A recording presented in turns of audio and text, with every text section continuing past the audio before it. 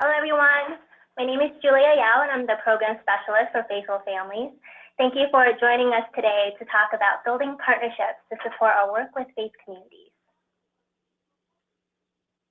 Before we jump right in, I just want to provide a quick overview of our game plan for today. We have a great group of presenters with an abundance of experience in community health work and building partnerships with faith communities. So they'll be sharing their experiences and best practices in supporting faith communities around healthy eating and active living programs.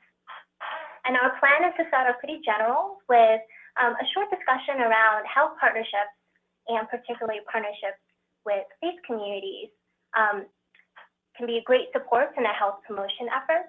And one of our presenters will actually share what she and her team have learned from key informant interviews with faith community members around their interest in health and how they're connecting to larger community needs around healthy eating and active living. And from there, we'll share some strategies around how to engage and support faith communities in health promotion work. And before we stop for Q&A, three of our presenters will share some real-world experiences of how faith communities are supporting and actually becoming champions of health programs in their communities. And we want to make sure that we have some time at the end for Q&A. So don't forget that you can actually type in any follow-up questions that you have into the question box that's on your screen. So joining me today are Lindsay Jorgenson, Erin Carson, Ruth Gee, and Yvonne Murphy. And some of you might have already had the privilege to work with them in North Carolina.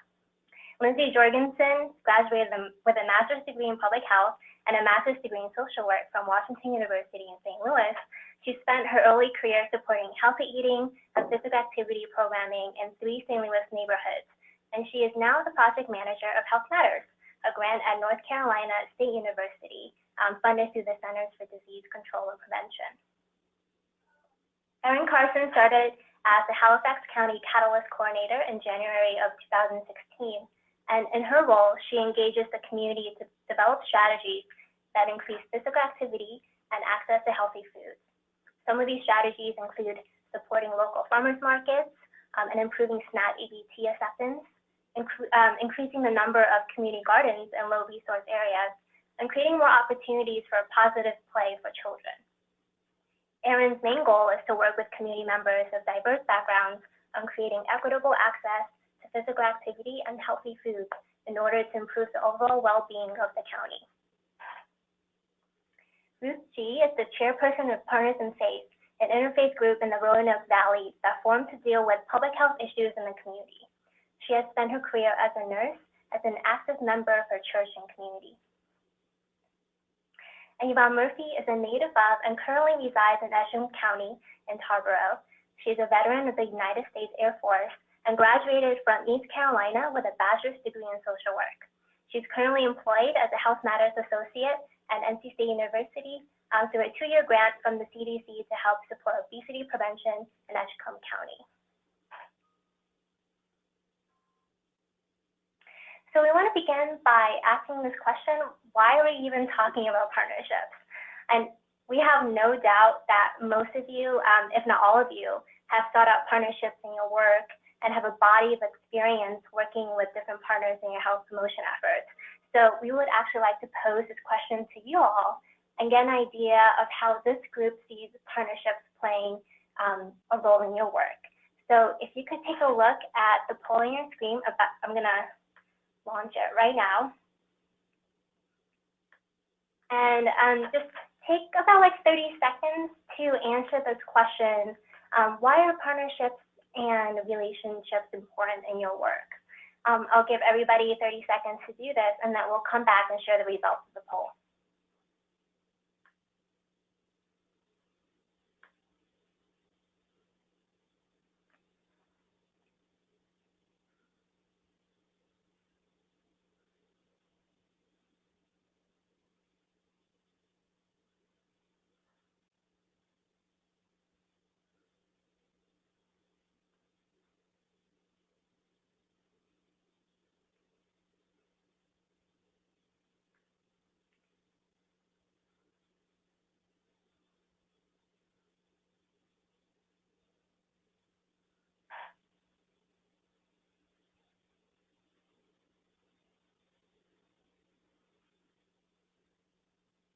Okay, it looks like we're almost everyone has voted.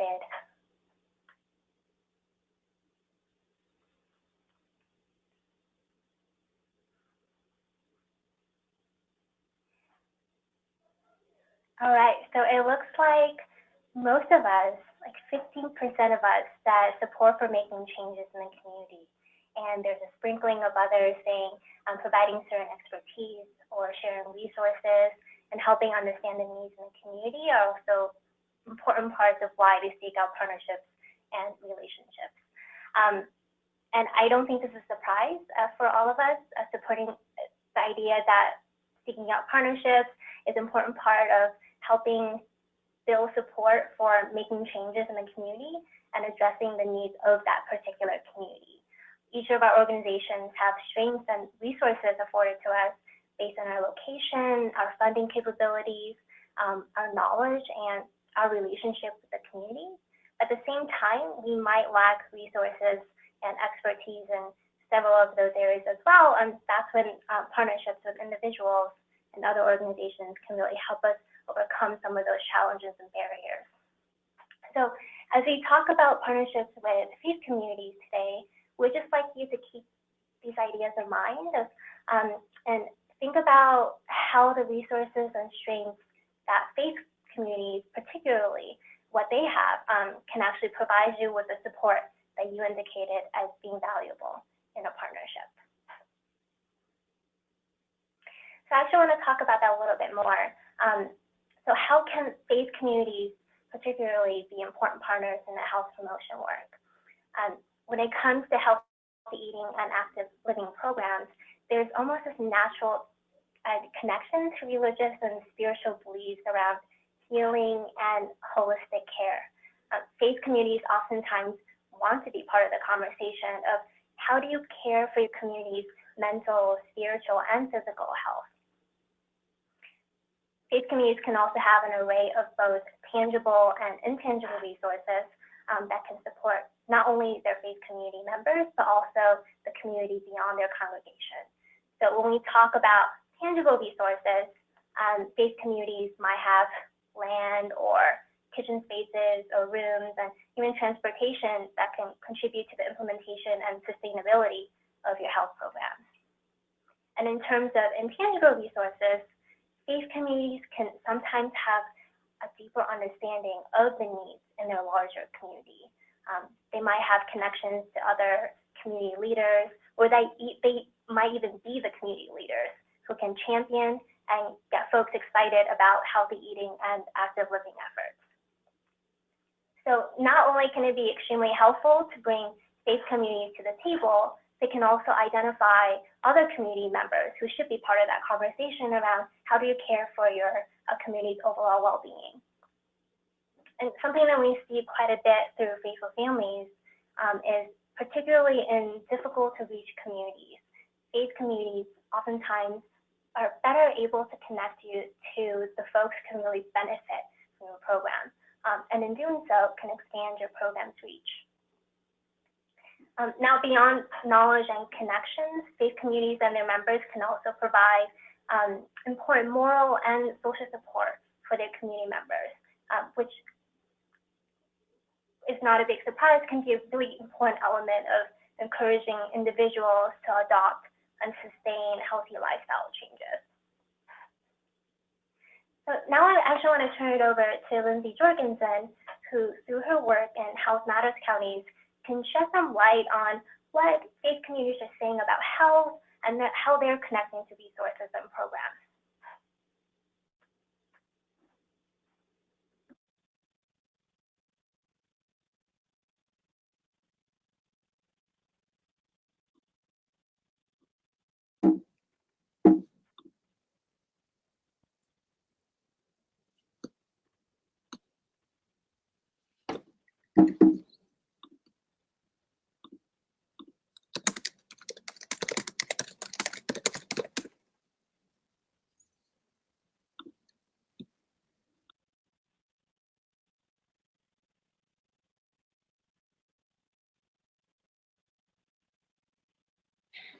Hi, my name is, as Julie said, Lindsay Jorgenson, and I am the project manager of a 2-year grant called Health Matters. The grant is funded through the Centers for Disease Control and Prevention, and our aim is to build healthy futures with North Carolina communities by increasing access around healthy eating and physical activity.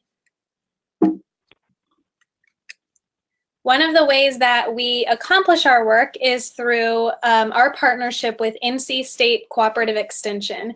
This is fundamental to all of the work that we do because our grant is funded at a statewide level, but we have staff in each of the counties that we are working in to be a part of the community and to work through their local cooperative extension office. Before I jump into information that we've learned from faith communities, I just wanted to highlight some of the work that we've been doing with faith communities. With our grant, which is focused on promoting healthy eating and physical activity, as Julia was saying, faith communities are such a central part of the communities that we're working in.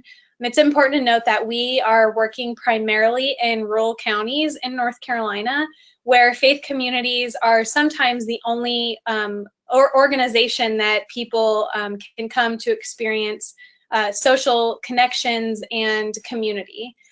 So some of the pictures here, these are a lot of food growing pictures, and that's because a lot of the work that we've done through our grant and being partnered with NC State Extension is centered around local food and food growing.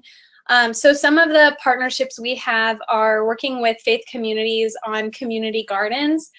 This has not only been an effort that we have been involved with, but it's also something that we often hear that faith communities are very interested in. It's important with community gardening that faith communities, when they express interest in community gardening, are positioned to take a garden from the very beginning stages and sustain it throughout their years.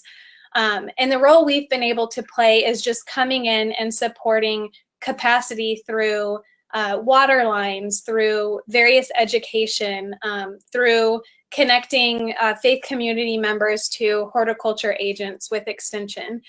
So we've played a big connecting role in terms of our work promoting local food.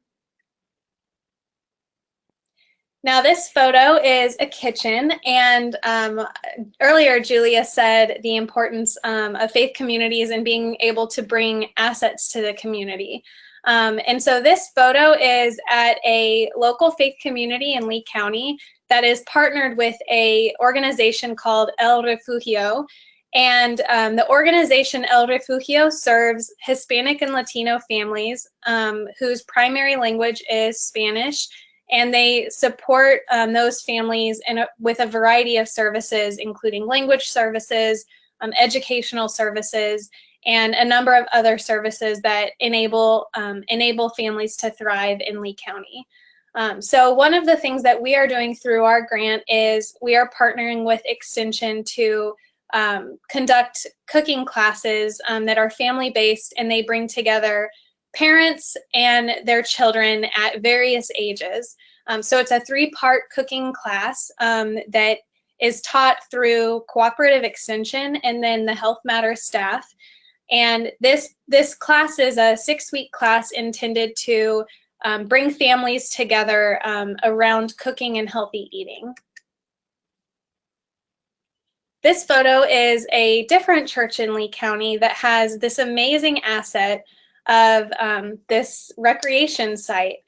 So some of the other work that we are doing with faith communities revolves around shared use.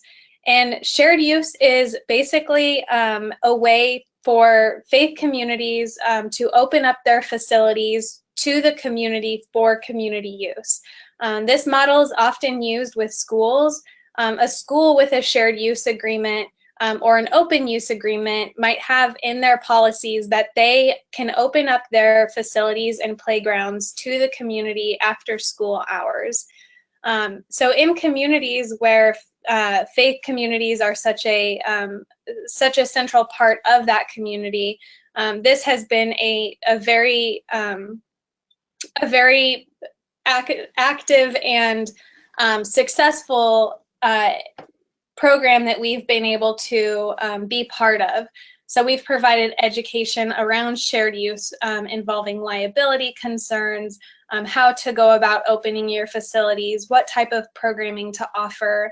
And as you can see here, there are amazing facilities at faith communities that community members can use under a shared use agreement. Now, to transition to what I'm here really to talk about is the listening and the learning that we have been able to do with faith communities. So through our grant in the 4 counties that we are working in, we conducted 37 key informant interviews, and a number of those were with individuals who either participate in faith communities, work at faith communities, or are otherwise involved in faith communities. We learned a lot of very interesting information and perspectives about faith communities, and I don't think any of these will be new to any of you. But from what we learned, I would say the main themes that came out were how faith communities are situated in a unique and powerful place to make impact on community health and wellness.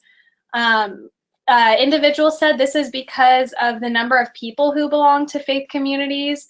Community members trust the location and their leaders. Faith communities have existing capacities for programming. They function as places of reflection and personal or spiritual growth and development, and they're connected with other organizations and entities in the community. Specifically, some of the things that were expressed were that faith communities, or a faith community is a place that reinforces healthy eating behaviors, a place that facilitates health and wellness because they already have programming in place. For some groups, faith communities are the community center, and this can be especially true for immigrant communities in different counties, especially in different rural counties. They're places that people feel safe and trust, and oftentimes that faith communities are already working across sectors to improve health. We also learned that there are some challenges with faith communities that need to be addressed. Some of those that were expressed through the key informants we interviewed were that faith communities can be racially segregated, as the county's geographies themselves are racially segregated, and this can present problems for making progress as one community.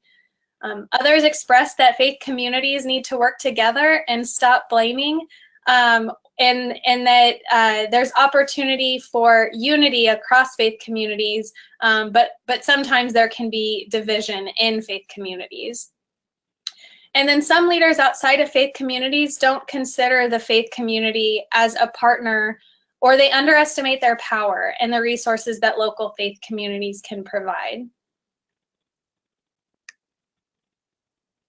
Now, I like to include this slide because I think one of the most important things about faith communities is that they have such strong resources, perspectives, and insight about their community. And I think anyone working with a faith community, it's important to come in and be in a position of learning from that faith community.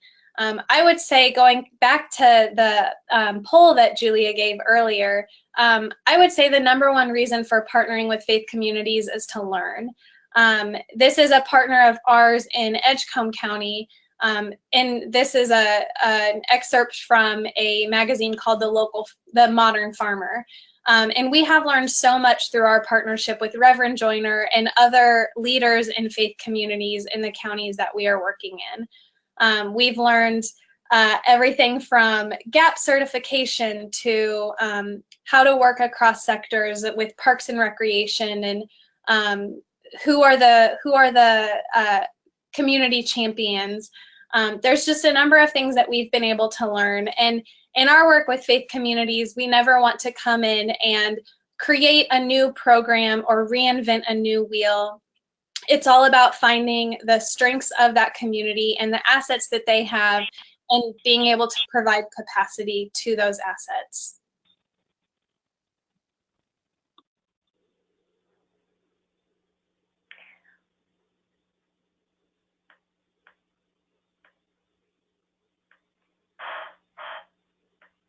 Great, thank you, Lindsay. Lindsay just shared some insight into the challenges that you might face, and also challenges that faith communities themselves face around engaging around these larger community health programs and efforts. And we have, through Faithful Families, we have a body of facilitators who have worked with faith communities and learned from them and have some experience of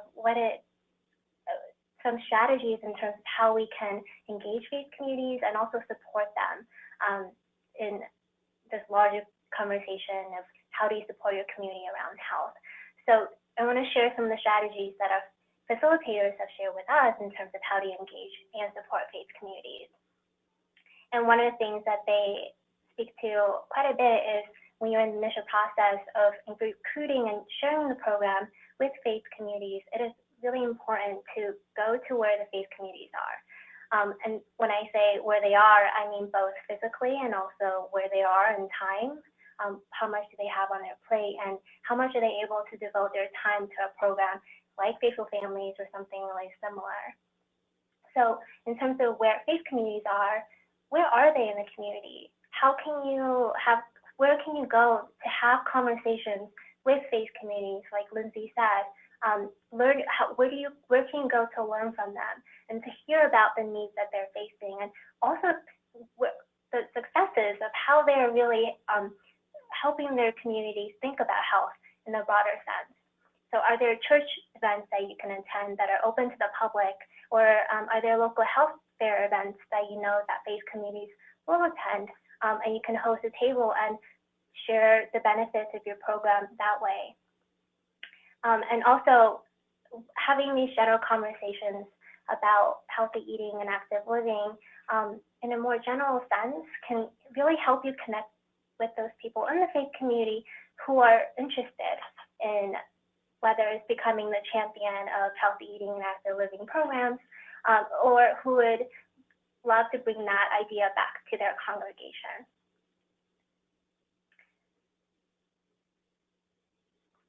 And along with having those conversations with faith communities, part of that is also getting an idea whether or not this is a good timing, like I just mentioned, for the community to implement the program like Faithful Families. Our facilitators run into situations where faith communities might be interested in having these conversations and starting a program and getting their congregation on board with making perhaps some healthier changes in the larger community, but it just might not be the best time to do so, and they might not have the capacity to do so until further down the road. And that speaks to the second point about being flexible in implementing the program. So thinking about when is it most convenient and makes the most sense for the faith community and the people who you're asking to be part of that and to help champion its efforts. And across the board, our facilitators have voiced just how important it can be to identify a champion, or it could be multiple champions for your health promotion program. And champions could be the lay leader, or it could be a healthcare professional that is part of the congregation and is passionate about sharing her knowledge with her congregation, or it could be a really passionate participant who you find who really wants to do more around healthy eating and physical activity in her congregation. So having a champion really helps you to navigate and understand the faith community, and it helps you to promote the benefits of the program and to share why this program can really support the congregation in terms of both healthy eating and physical activity, and then it can gather energy and support around the program for the longer term. A champion can also be the driver behind larger community changes, such as healthy eating and physical activity policies and environmental support. So along with a champion that might be a layperson, support from the faith leadership can also make a whole world of difference. Faith leadership oftentimes can have a really good idea of what the community needs are in terms of health and wellness. And what I've heard from a few of our Faithful Families pastors is that they would like to do more around chronic disease prevention and management, because those are the issues that they're constantly seeing and their members and their larger community, and they're having conversations about these things, whether in small groups or just one-on-one. Pastors who are supportive of programs like Faithful Families and these larger community-wide changes can promote health resources and programs at their talks or sermons. They can help implement and energize their members around these policy environmental changes, and their support can really help sustain changes for the longer term. Now, as a facilitator or someone who is supporting faith communities, what are some good strategies for doing that? And our facilitators have shared a few things that have really helped them in supporting faith communities to do more even beyond the program ends. So this initial training for lay leaders on how they can support their community is pretty important. But on top of that, there's also ongoing trainings and ongoing support and resources that you can share with lay leaders in terms of, based on what you all have heard from participants, what their needs are, in what ways they would like to do more, and in what ways they would like to support their community and congregation. And as you progress through the program, whenever possible, it is really helpful to bring that conversation back to how the faith community itself can support its members and the broader community around health. And one thing you can do to help with that is to help the faith community think about what are their strengths and their assets, and what are the tangible and intangible resources that we mentioned early in the webinar. What do they have? What do they have to offer? And then you can use prompts to help them consider what if they heard from the community in terms of what their needs are, and then what are some ways we can use our strengths and assets to address those community needs. And then that brings us to this question of how do we grow the connection with faith communities into partnerships that might address broader community needs. And here I would like to turn it over to Erin Carson and Ruth Gee, and so give us an example of how community partnerships are being built and what they look like in the counties.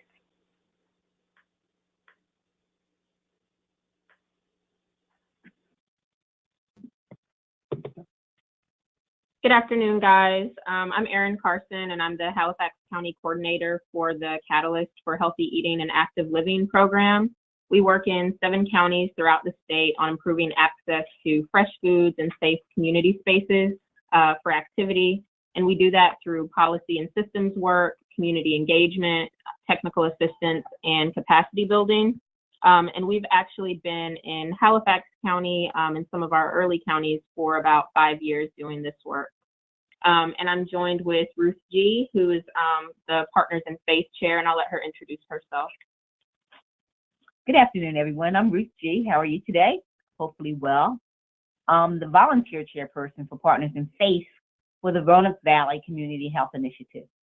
Partners in Faith group works with the local faith community to help improve congregational and community health. I've personally been a nurse for 15 years, working in critical care and long-term care also. I'm a member of St. John the Baptist Catholic Church and president of Our Ladies Guild there. I also feel it really important at this time to present our Partners in Faith vision and mission statement. Our vision is for, as Partners in Faith, communities in the Roanoke Valley to gather to learn, exchange ideas, and create strategies for healthier congregations. And then our mission for Partners in Faith works with its members in the Roanoke Valley to promote healthy eating and active living within the congregations and communities. We accomplish this through leadership development, collaboration, and programming. And I'd really like to stress faith as not just being a denomination or building, but it's also in what we believe in. And as part of my program, working with faith communities is one of our main strategies to reach people where they are and have an impact where people live, work, learn, play, and pray. And the Roanoke Valley Community Health Initiative that houses Partners in Faith, that's a big part of their strategy and how they work in community. And so just to start, I'll share a little bit about the Roanoke Valley Community Health Initiative.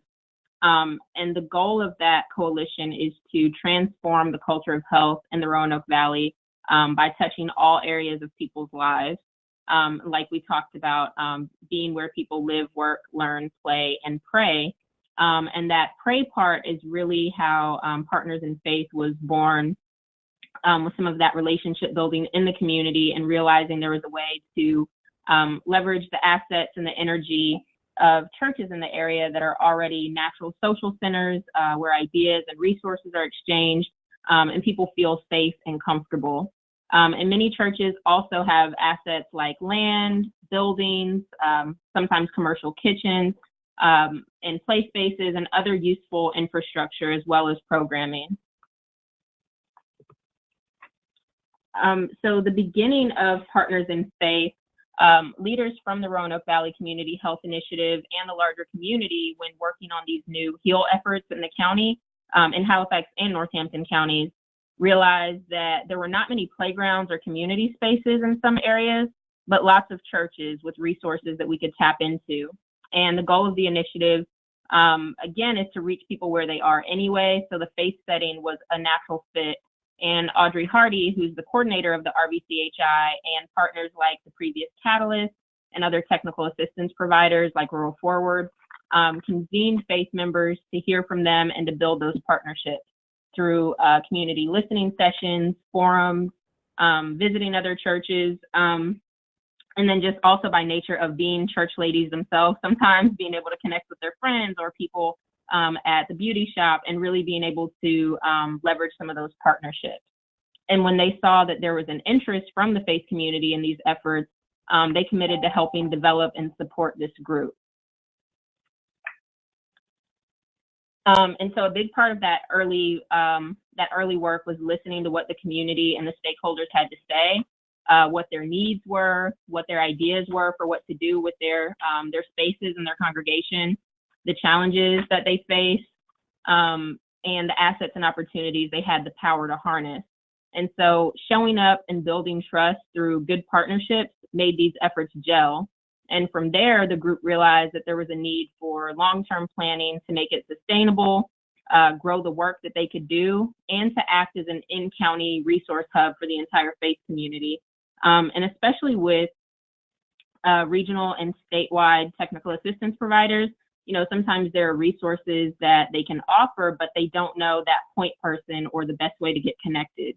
So by having a faith coalition already established, if faithful families or the Partners in Health and Wholeness want to reach a big part of the faith community, they know that there's kind of a home base that they can tap into. So that's helpful for the work that many of you want to do, but also helpful for rural communities getting that information that they need.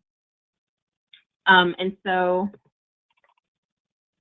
again, a next part of this to be able to actually make that work worthwhile and sustainable was developing a 5-year work plan and some in-depth strategic planning with the rural support organization, Rural Forward. And Brandy Bynum Dawson has really led the group through that, organized the ideas that they had, really worked on language, partnerships, and so figuring out what's possible, but then also getting back to what's feasible for each person or each group to contribute. And a big part of that process has been empowering leaders and developing new champions, like Miss G, who was also obviously already a big part of her community and her faith community, but being able to take on the role now as chair and kind of lead this group through this long-term planning. And again, part of that consisted of board development and creating a sustainable structure with leadership, identifying new partners to work with, and then some strategic capacity building like grant writing classes, training, capacity building, connecting some of these local partners to larger efforts to be able to grow what they can do, and then peer-to-peer learning with churches and organizations that have done great work in other places that we could replicate in our own county. And they've had a lot of recent successes, which I will let Ms. G highlight. So once again, Partners in Faith Faith. Oh, we truly had some new initiatives and some successes. We're very happy to share because of the Roanoke Valley Coalition Initiative, Health Initiative.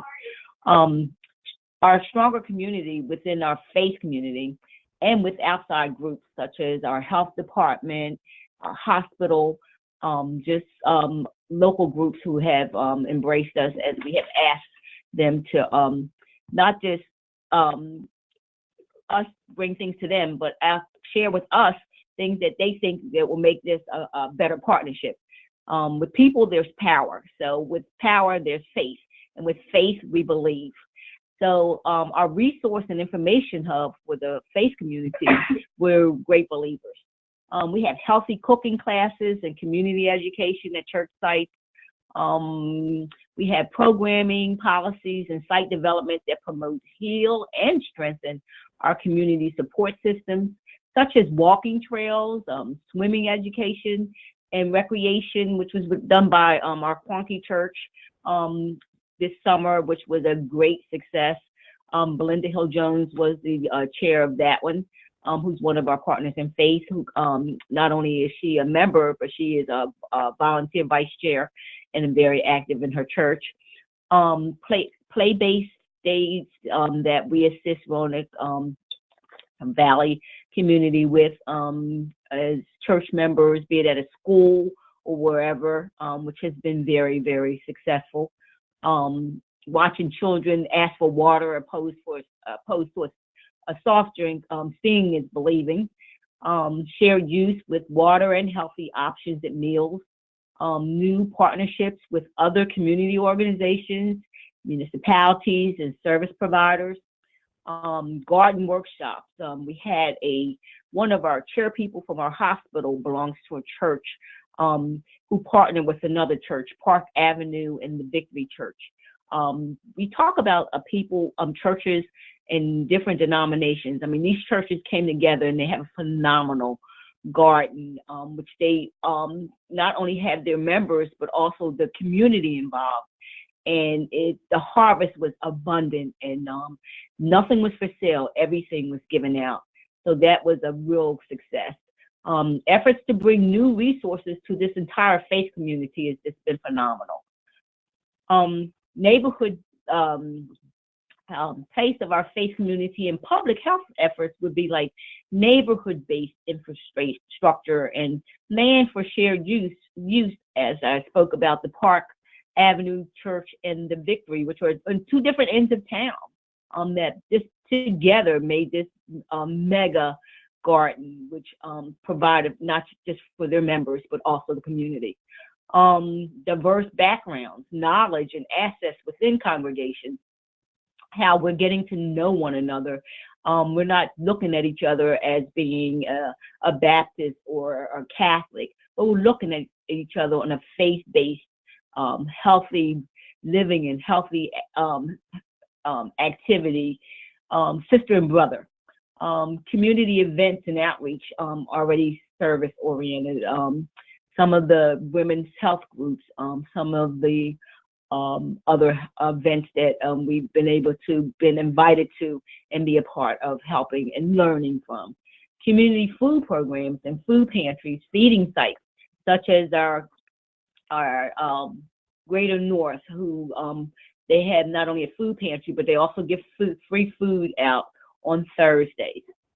We have pooling of resources to tie community together and share workloads. So we want them to know that we're here for them, no matter how big or how small. If they can just invite, then we would like to be a part of not just the successes, but the learning process within itself on how we learn to love, share, and be a part of each other's lives as far as this new healthy eating and healthy living process goes, because it's truly a new experience for a lot of us. We've learned how to listen. Listening has become a great part of not just always volunteering on what we suggest, but listening to what the needs are or what the wants are, and being a part of that. Being attentive to schedules. One person can't do everything. So being a part of a team part of Partners. Like I said, people equal power, and power makes us great partners. Find the point person and worker bees. Go beyond working with just the pastor or faith leader who often may need to delegate to others. Learning how to do that. When you have the same people doing the same thing all the time, lots of times it's because that person likes doing it. So now as we get people to be involved, everybody is feeling important now. It's no longer that same person doing the same thing. So this is becoming bigger and better than we even expected. Make person-to-person connections to grow partnerships and build trust. As we've been allowed to also be a part of the Roanoke Valley Health Initiative quarterly meetings and stuff like that, meeting with the health department and the different organizations that are part of that. We really are growing. And also not just growing, but sharing. As they listen to us, we listen to them. Call or send a letter when reaching out. We'll try anything. Sometimes person-to-person works. Sometimes just writing a letter and introducing ourselves. People become curious. Connect with specific committees and church boards related to the work. Another way of getting on board, of just letting people know, we just want to partner with you. We just want to let you learn and be examples of being good leaders in our community, starting with us, letting our children become advocates also, of learning how important it is to start off living a healthy life with not just your spirit, but also with eating healthy and living healthy. And as a technical assistance provider in the county, being able to connect with this group and learn about the things that they had going on, with the previous catalyst, and then just from internal power from the group, it's been great to, be able to tap into that resource. And a lot of what I've learned in being able to support groups and coalitions like this is fostering meaningful partnerships to be able to get the resources to the communities that need them most. And a big part of that, like I've shared, is just showing up and doing what you say you're going to do. Checking out events that they have going on instead of saying, we want you to come to this thing that we're hosting. Checking out the things that they have going on, seeing where you can plug in naturally so that you aren't reinventing the wheel, or you aren't bringing something that's not needed, but you're supporting things that already exist. And then being able to connect groups to needed resources and helping to leverage them. Like Ms. G said, people are power. So when you have a group like this convened, it's easier to be able to fight for the resources that you know are needed. Also being able to empower existing leaders. Ms. G shared a little bit about the work that Quonky Baptist has done this year. And they already had a team of really dedicated people that were part of Partners in Faith and very active in their own church. But when they, shared about some of the projects they had going on, and I saw the way that I could tap in or get more resources to it, these are things that they wanted to happen and were going to make happen anyway. But by listening and being attentive, we were able to grow the capacity of those programs and what was possible, because we were able to get those resources where they were needed and, then get out of the way and let the programs run how they needed to. And also being in rural areas, a lot of times, we talk about evidence-based models and what was studied in this particular place, but we also have to be willing to adapt those evidence-based models to fit where we are. And so something that works in downtown Durham might not work in rural Halifax County or Northampton County, but we can still look at those strategies and the successes and what made them work and adapt them for that local work and listen to the people that you want to work with instead of presuming to know what's best. And then finally, highlighting existing assets and brainstorming ways to tap into them, because a lot of times people have assets. They just need a little bit of a figuring what best to do with them. And that's where technical assistance providers can help grow that imagination of what we can do. So I know we talked to you guys for a while, but please let us know if you have questions for us or anything that we could answer as we went over that. Thank you, Erin and Ms. Gee. I want to now turn it over to Yvonne Murphy. Before joining the Health Matters team, Yvonne was an FNAP educator and a Faithful Families facilitator, and she worked with a number of faith communities.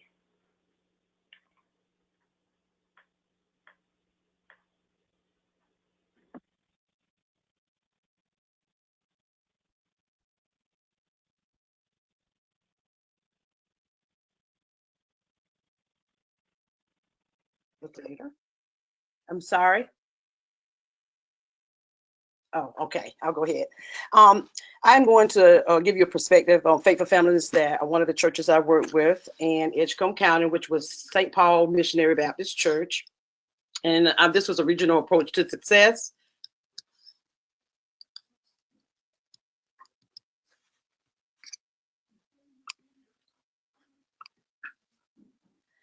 The situation, as you can see, I won't read this. I'll basically let you see that in Edgecombe County, we are unfortunately at the bottom of a lot of the county ranks for health-related issues in our county. So if you can look over that, you can see that we are pretty low in the county on some health-related issues.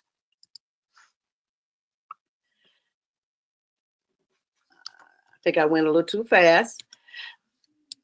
To give you a background on this, St. Paul Missionary Baptist Church is pastored by Reverend George Cherry, and the lay leader was Laverne Rose, who was my basic contact for doing Faithful Families with St. Paul. And as you can see, some of the information that I have there, the church was 100% African American, the congregation. We implemented it through from October to December, and we provided some Faithful Family classes for a total of 18 participants through entry and exit. There's some background information that shows you about the funding that I received to help provide dinner that we serve with each of the classes that we had prior to their Bible study weekly.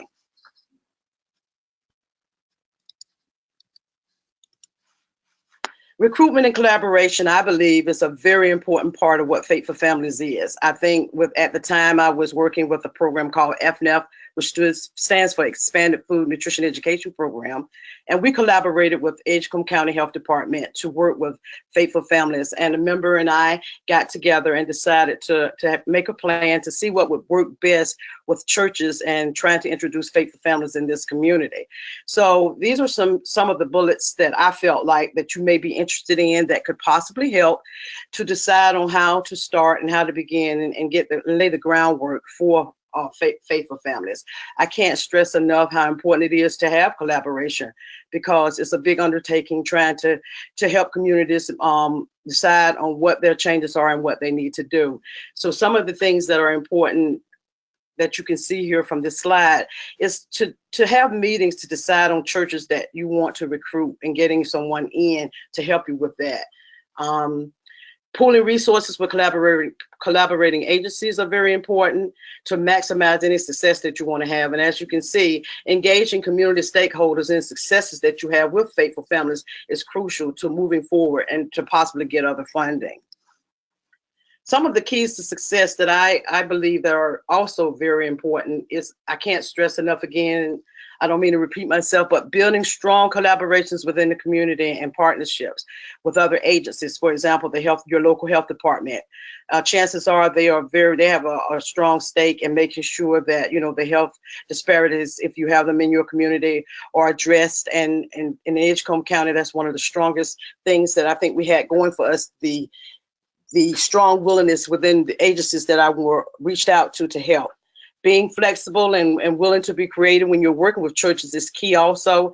You really have to know your audience so that you'll be able to cultivate relationship with pastors, church staff, church members, the congregation. And I think that having fun and encouraging interaction within the congregation is also very key. These are just some things that I found to be very helpful when I was working directly with churches, and in particular, St. Paul Missionary Baptist Church. I think that these 4 bullets can help you get some idea of how you might begin to work and make Faithful Families as strong as possible in the communities that you're working in. Part of what we did also, and as with anything that you do, competition is always can be very healthy. Part of what we taught with the classes was things like using coupons. There were several people within the congregation that didn't think coupon and using coupons was a valuable tool, but we made it a competition at the beginning of the classes, or I did, thought it would be a great idea to help encourage and motivate folks to use coupons more and see how much they could actually save. This was a big part of what Faithful Families, as far as the curriculum was and is right now, is getting people to understand how to save their money and pool their resources to the best of their abilities. So as you can see by this slide, one of the participants shopped at Food Line, which is a local store in our county, and she made it a habit of always trying to use her MVP card. I mean, that's a really good tool to have to motivate and get people moving. So I was able to put together a nice gift basket, and I think we announced it at the second class that we were going to have a competition, and I believe that class number 7 or 8 for the lesson that we had for that particular class revolved around savings and how you could do more with less, and this young lady happened to be the winner, and we really had a good time and fun with that. It made folks really realize how important it could be to use coupons, and I think that this says it all on the next slide, that it pays to clip coupons. I think she was extremely happy to receive the items she did to help towards, making things easier in cooking. And it was a very good tool to use. So being creative and having ideas that will help benefit faithful families and how well that it can be received in your churches is just a real good tool to have. I think another thing that's important to remember too, fortunately for us, we made it.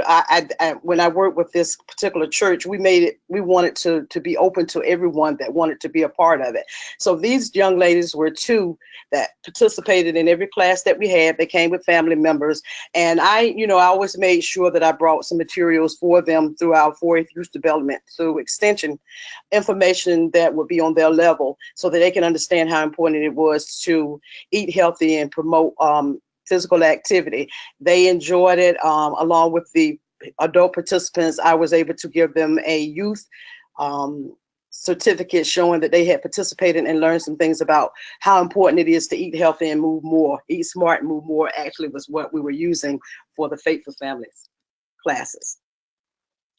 Some of the successes that we have may seem very small to a lot of people, but when you're working with such a diverse amount of folks with different needs and different attitudes and different thoughts, you want to make sure that you bring everybody in so that they can understand whatever their success may have been, whether it's starting to walk again or to cut back on sweetened beverages. Learn to make sure you celebrate that and encourage it. All types of small behavior change that move towards being healthier can only strengthen the way the participants will see and be a part of the classes that you have. So encourage that. Make sure that you have create a relaxed and open environment that will allow the participants to share and feel, not feel like that they may be looked at in some type of way or judged. It should be, and I believe it's been more successful for me when you create that environment that everybody feels comfortable and open, and just make it possible for them to want to share. And you have to be really flexible, because there are a lot of different churches out there, and every church is unique and special in its own way. But there's a lot of power within the church that can be used to benefit helping individuals learn more about what's going on in the community in regard to healthy eating and active living. And the church can be such a strong component of that, as well as a partner that can provide lots and lots of information to make sure that the individuals in the community know that their health and well-being is a part of what they're learning throughout their church life, as well as their life, their everyday life. So it's important to make sure you influence them in regards to knowing that the power that they have is just really something that's valuable. I'd like to be able to say that St. Paul Church was one of the best churches that I worked with through Faithful Families, and this is just some of the things that have been going on with them since I worked with them a few years ago. I happen to see them quite often. They have revived their walking club, and I have seen them on my way to work, walking even in the cool weather, in the cold weather, the rainy weather. But that was something that came about by increasing their knowledge about how important it was to have that available. Move more policy in their church was stretching breaks and Bible study classes, trying to just focus on doing everything they could to put into practice what they learned through the Faithful Families classes. And I can say that this was a great one that I liked a lot, and I think it has served them well. They have learned to make sure that water is one of the things that's served at all functions, rather than serving a lot of sweet tea and sweetened beverages, but that's the water of the drink of choice when they serve food in their church. And they're continuing their efforts to provide educational resources within the congregation with the community through collaborators that are here in Edgecombe County to promote physical health and well-being. And the last thing I'll say is that you need to really build on positive relationships that you have with churches so that they can spread the word about Faithful Families and continue to make it grow within your communities. I think it's vital that you make sure that the relationships are put out there in such a way that it's positive and that the congregants and participants enjoy what they're doing, so they'll be able to go back to other people where they work, as was stated before, where they live, where they work, where they play, where they pray, so that they can know that Faithful Families can be a strong and positive component in the communities. Thank you, Yvonne. I apologize. We had so much stuff we wanted to share with you all today that we don't have a lot of time for questions. I think we have enough time for 1 or 2 questions. So I want to give everyone a chance to, if you do have any follow-up questions for any of our panelists, just type it into the question box on your screen, and then we can probably go through like 1 or 2 of them. So I'll give everyone a chance to do that.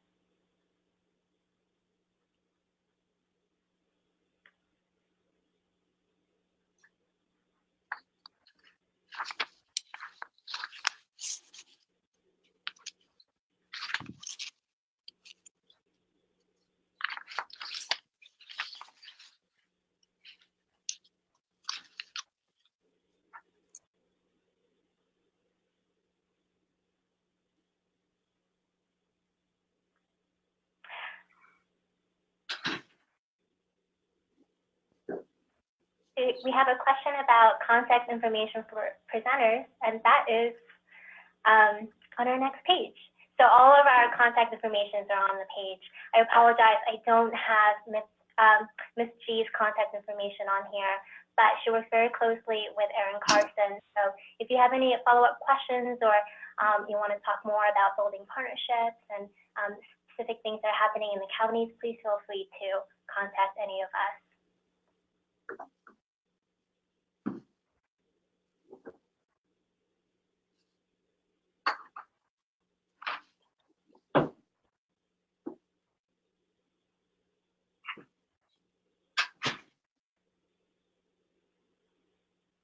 I'm just going to give everyone another minute in case anyone has any last-minute questions.